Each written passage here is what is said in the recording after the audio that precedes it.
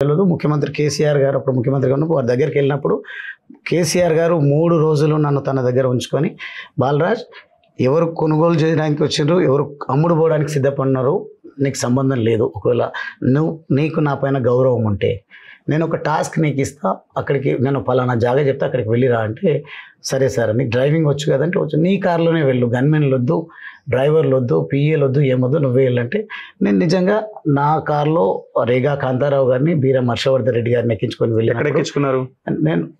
నేను ఎక్కడ ఎక్కించుకోవాలనో ఎక్కించుకున్నాను. కేసీఆర్ గారు చెప్పిన స్థలం నుంచి ఎక్కించుకొని వెళ్ళినాము. వెళ్ళిన తర్వాత ఫామ్ హౌస్కి వెళ్ళే వరకు కూడా లొకేషన్ మాకు షేర్ చేయలేరు. మానిటర్ చేస్తున్నారు ఫోన్లో, ఇక్కడ వరకు రావాలి, ఇక్కడ వరకు రావాలని. వాళ్ళకు నేను డ్రైవ్ చేస్తున్నా, హర్షవర్ధన్ రెడ్డి గారికి, రేవకా కాంతారావు గారికి, అక్కడ ఉన్న పైలట్ రోహిత్ రెడ్డి చెప్పిండా ఇంకెవరు చెప్పిండో నాకు తెలియదు. నేను డ్రైవ్ చేస్తూ ముందుకు పోతున్నా. అక్కడికి వచ్చిన తర్వాత ఒక బైక్ వచ్చింది ముందు, ఆ బైక్ తీసుకొని ఫామ్ హౌస్లోకి వెళ్ళిపోయింది. అప్పటి వరకు సామ్గా ఉన్నది, అక్కడ ఏం లేదు, హల్చల్ లేదు, ఏం లేదు.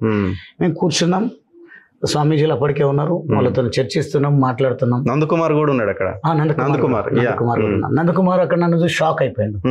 పైలట్ రోహిత్ రెడ్డి షాక్ అయిపోయాడు.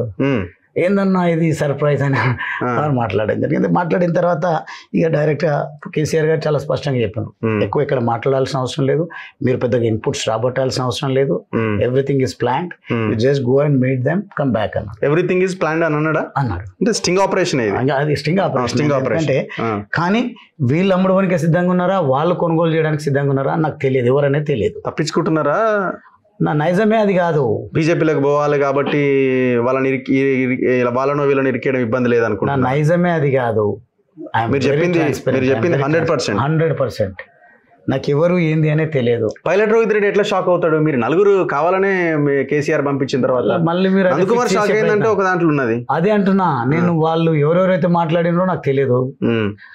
పైలట్ రోహిత్ రెడ్డి గారికి నేను వస్తానే సంగతి తెలియదు.